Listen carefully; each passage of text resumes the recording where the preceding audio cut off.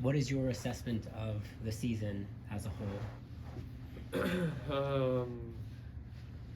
As a whole, I think we achieved what we wanted to achieve, and that was to make the playoffs. That was our goal. I think we all have a bad taste in our mouth for how it ended, and I think that bad taste comes from the position we put ourselves in that game to advance, and what happened, and how it ended is really difficult, but a lot to be proud of. Pablo's first year as full-time coach. Sometimes you when you're an interim, it's kind of playing with house money, and he did really well. And so being here as the head coach, I'm sure there was pressure, and he delivered for the group, and we as a group delivered as well to get there. Because as you see, it's never easy to make the playoffs, and out of the 7 teams that made it this year, only 2 made it last year. So that shows our consistency as a group, and how we build off it, add pieces, add players, and keep, in my opinion, keep the core group still there, because there is the quality, and we can play anywhere and get results. So a lot to be proud of. Still more room to grow, and I really think that this club with these owners, everything is looking up. So a lot to be excited for.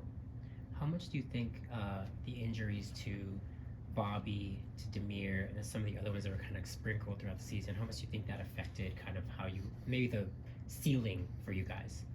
Well, I think there's always going to be injuries, so the lingering injuries here and there is common. But the long-term injuries, like with 2 key players, with Bobby and Dami, it changed the dynamic of the team. Obviously, Demir is he's a huge figure, huge presence for this group, for the community, for the fans. Our captain, right? So you lose that. Bobby. An incredible fighter, an incredible player, locker room guy, and you saw we had a lot of success when Bobby was on the field the first half of the season.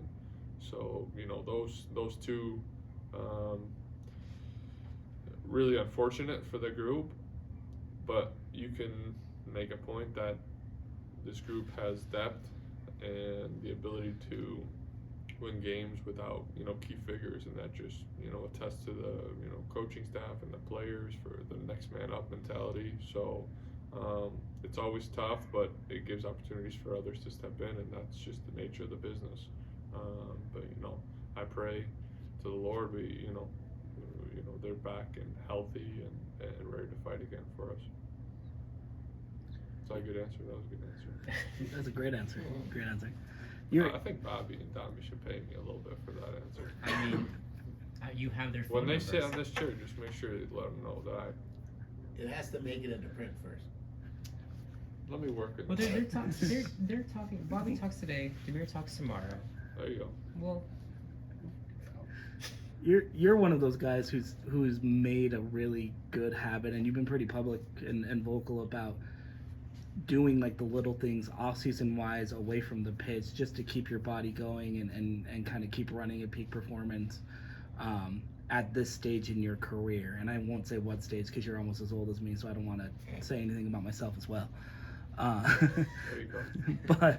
but is there like anything that you've learned over your career that you could maybe share to sort of help with some of those just like random injuries that some of your guys picked up that kind of just haven't seemed to go away? Like, are there you things want the funny answer or the real answer? I mean, both, maybe. So I have this, above my belt line, I got this little pouch here that guys give me a lot of slack for. But I'd say there's a lot of knowledge, and it keeps me balanced. So this balance, now I'm not off. I can't really get injured, you see? So sometimes getting a little heavy in the belly, not too big, where you're lopsided. Something just right, though, yeah. Just right. Little extra cushion, yeah. A little extra cushion. My wife really enjoys it when she puts her head on my stomach. it's the Goldilocks belly? Is that? Nah, listen, I got the abs are hidden behind the yeah. dad bod. It's a dad bod. Dad bod, yeah, So when you have a dad bod, It's you perfect, don't really get yeah. injured. Dami, he's got a 10-pack. for sure, Dude, he's ripped. for sure. But things can happen. He's too much of a rock, you know. It's true. You gotta be a little curvy. Yeah. You know what? You're not wrong. So I don't know. Yeah, you're not Hopefully wrong. that not all of that makes the print. You're gonna have to like edit some of that. But on the real answer, everybody's body's different. Some things happen that are just so unfortunate. If you look Sure. at Demir, the amount that he works for his body, and just a freak accident in New York City, like on the field, and all of a sudden he's out for the rest of the year. Like there's certain things you just can't plan for. With me, I just try and really just my biggest thing is like just my lower body. I did some squats this year. I started bringing that back into my workout regime with Cotter. Really keeping just my lower half strong, because as you get older, it's just things just start to tighten up or weaken, and you got to make sure they're firing as they were before. That's kind of it. I do a lot in the off season with Aaron Bird, Next Level Training in Michigan. So that just keeps me somewhat fit and training and in the gym, and because working out on your own is very difficult to prepare. So there's a bunch of USL guys, NWSL girls, and a couple MLS guys that will train in the off season in Michigan. So that's always good to come into a new year where your body isn't just sitting around for a couple months, and that's when you get really injured. So. What did you see from the community and the supporters around the club this year? Obviously, with a sellout every home game, pretty impressive. What was just like the energy and vibes, I guess, around the club like this year compared to years in the past? Yeah, this year was incredible. Obviously, I came during COVID, so didn't have a real connection with the fan base. Didn't have a real connection with home games at the stadium. Didn't understand or have a feel of what this club is from the fan perspective or fan environment until really like this year. I really got to feel it, and kind of blew me away just to see them stick it out through every game and sellouts, and you don't see that too often. So it just shows their passion, their commitment, and that also for us, it gives us a duty to be our best if they're going to come and show up every week. It's on us to reciprocate it and make sure they leave the stadium happy with the result. And I think for the most part this year, I can remember how long I've been playing, it's got to be one of the better home records in a season. And we started off really hot, and we had a little dip, but I just. The last game, the decision day was pretty amazing, just to see how much was on the line. It was like a playoff game, and the Red Sea basically there just pushing us, and you saw how dominant we were, and that was just them all year. So my hat's off to the fans for being loyal and being there for us, and you couldn't ask for anything more. And hopefully the fans somehow top it from what you guys did this year. I don't really know if there's another step up, but I'm sure in life and sports you can always find a way. So just a bigger tifo, right? Yeah, bigger. Actually, the thing I would like, and I'll probably say now, is I'd love like a netting behind our goal during warm-ups. Last game, I actually unfortunately hit a young kid. I think during halftime when I was warming up, so I made sure to get a pair of boots and sign them and give to him. But I feel like we need a net to protect our fans during warm-up and halftime, because they're families and you're eating or drinking, and I just think it's important that we can have nets that go up during warm-up and halftime and then come back down, just so we can protect our fans. Maybe that's something with the stadium crew, and just protect their safety. There's a line that they stretch across that they sometimes use for tifos too, in that That's true. South End Yeah, too. South that End. they could probably kind of stretch something out there too. Yeah, we don't warm up on that side, so I don't. Oh, that's true. You guys are on the north side too. So Yeah, I don't know if there's one on the north side. I know there's one on the south side. there So. isn't. Yeah. So, JG, get on that, all right? I'm on it. Yeah. Fucking hell, man, that's why you're here. I'm on it. All right. And then just one other kind of related to that, you mentioned that you got here during COVID, which is also kind of a weird time for the club with like changing ownership and stuff. Yeah. What have you noticed just in this past, less than a year since the new ownership took over? A lot. You just see the way the stadium looks now, what they've done for us, off the field. Even simple things. I think some teams started to go to, 2 guys to a room, back to that system. The ownership was understood that was important for us to stay with our own rooms on the road. Made sure they prioritize that for us.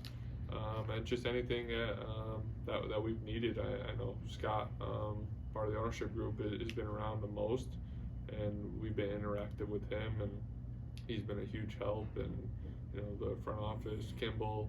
Just I think this year, everyone's had way more communication and dialogue, and that's important to have that relationship with not only front office but with ownership, and to see it from a player's perspective and little things that we needed. And so that was just the biggest thing that I've seen is now there's that communication line that's open, and things that are needed, they get done.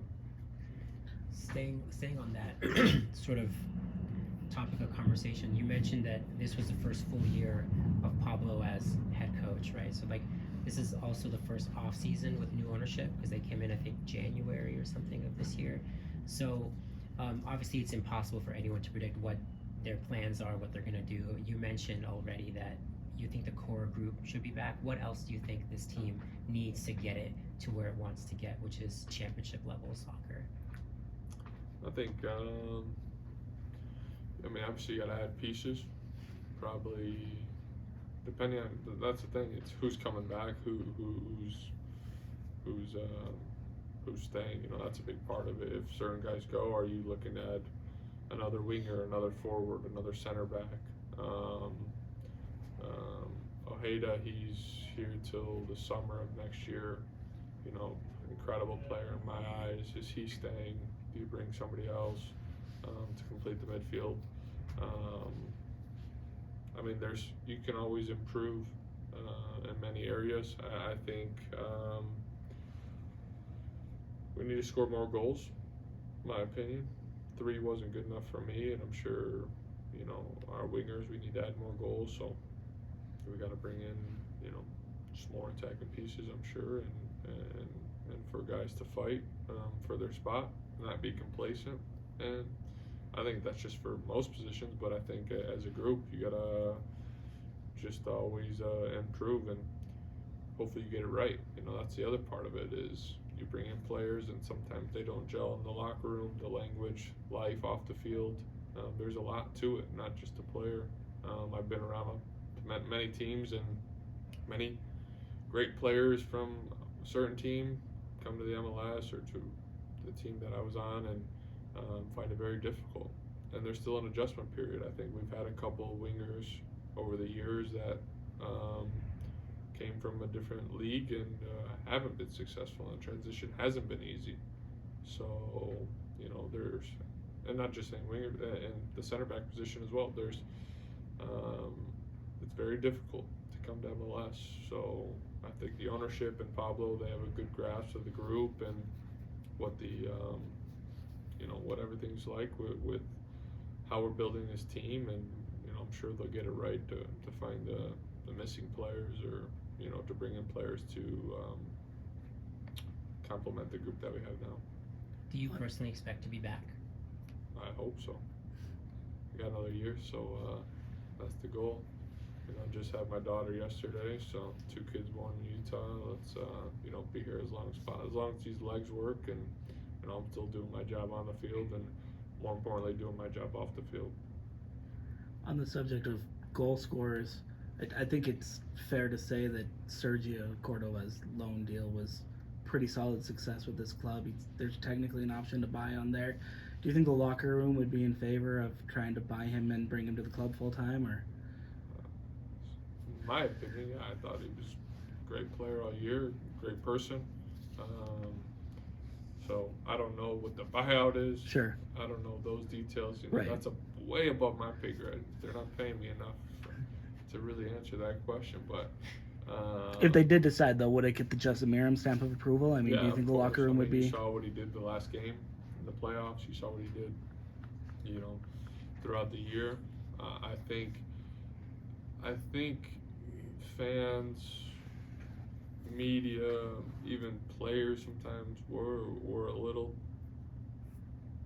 too quick to judge. I think there's always an adjustment period for anybody, and I feel, being in the league a long time, as I keep repeating myself, I don't know if that's a good thing or I'm old, I see that it takes a good 6 to 8 months for a player to really feel like themselves. Yeah, they're gonna have good, like, little spurts here and there that you're gonna see the quality, but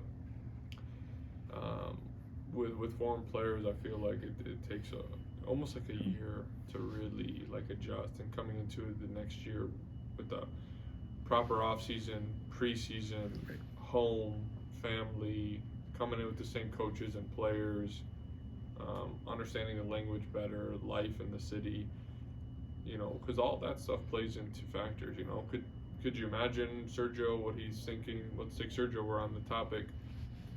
His loan deal, I have to score, I want to stay, or this or that. There's so many things maybe in his head that are clouding his thoughts, that maybe isn't having him perform at his best. Now, if the loan deal is done and he's here permanently, is that a sign of relief? You know, there's so many factors to an individual, and that's just what makes soccer so great. And there's little moments on the field, there's little things off the field. Everything it's all about little moments. So that's how I feel about it. Hey, Justin, quickly, and maybe you've answered this, I apologize. Were you late today? I was a little late. What time was we set for media day? 9:30 for you. Wow. Yes, well, you were late too. You so were late. Bring it up. As well. But no, I was in the building. You were in the building. You did pop in at 9:25. The day doesn't start You till popped in Justin at shows up. 9:25 to tell us you had a meeting with Pablo At at 9:20. Well, because those guys up there, they helped me. Maybe they were trying to negotiate. I don't know what they were doing up there. Anyways, my guy. What led to, and there are multiple reasons, I'm sure, but what are some of the reasons that led to kind of that second half collapse, for lack of a better term? It wasn't, you made the playoffs, so it wasn't that big of a collapse in the end, but you were flying, you were second in the conference, and then you did drop slowly but surely. What are some of the reasons behind that, do you think? I don't know if there's reasons. It's like a snowball effect for the better was happening, and we were winning and we were unstoppable, and once kind of results were, you know, dipping a little bit, I think we went that way and weren't so confident. And the thing I'm proud of the group is we never let it affect our morale, and we never felt tight, or we never felt like uneasy at, you know, here at training. Sometimes it's just the way it is when you're rolling, everything's bouncing your way and everything's going in, and then when it's not going your way, there's bad decisions or bad moments or unlucky moments. You look at, you're tied against Cincinnati. Are we winning in Cincinnati? Yeah, we were beating Cincinnati. We end up losing. We're up 2-0 against Colorado. We end up tying. We're beating Vancouver in the 80-something minute. We end up tying.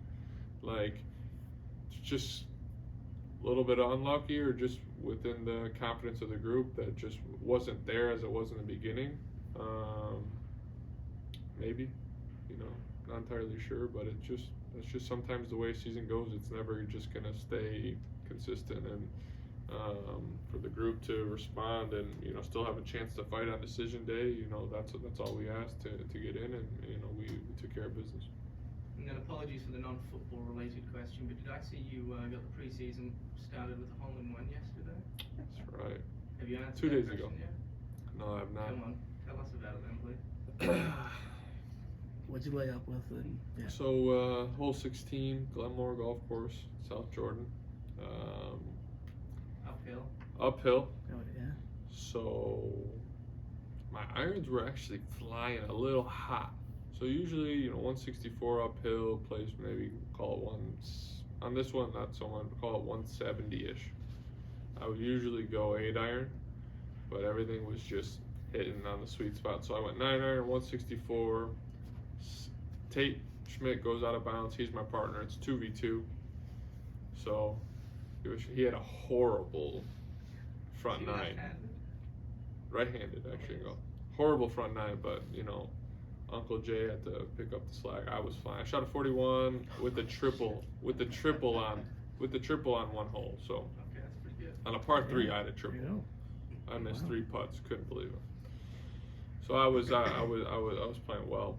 Then he started to turn up a little bit, but he goes out of bounds. So a couple dollars are being negotiated here on this hole, and like 50 cents, maybe a quarter.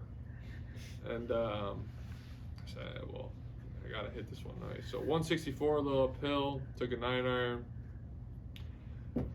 All we hear is the pin. And I said, well, I just hit this pin. So I'm saying, usually with that distance, when you hit the pin, that thing's flying left or right, but it's uphill, right? So I couldn't see much. So I wanted to drive up right away, but of course Aaron said, no, I need to hit and show you up. I think he goes short. Yeah, he goes short. And Jay Glad, I think, goes out of bounds too. Great foursome we had that day. So I tell Tate, you gotta start recording the video. So obviously we sprint up and you see basically I dunked it, and something I've been dreaming about getting. So check that off the list. 20 hours later, my daughter's born. Check that off the list. Wife and daughter get home from the hospital. Hopefully today we'll check that off, and then the off season will officially start. A hole in one and a baby on the same day. That's 20 hours next I day. mean, ish. Yeah, That's pretty good. not bad. Any more questions for Justin? See if we can get Uncle Jay trending for you. Uncle Jay is great. Like that? Yeah. I'm the uncle, the old man.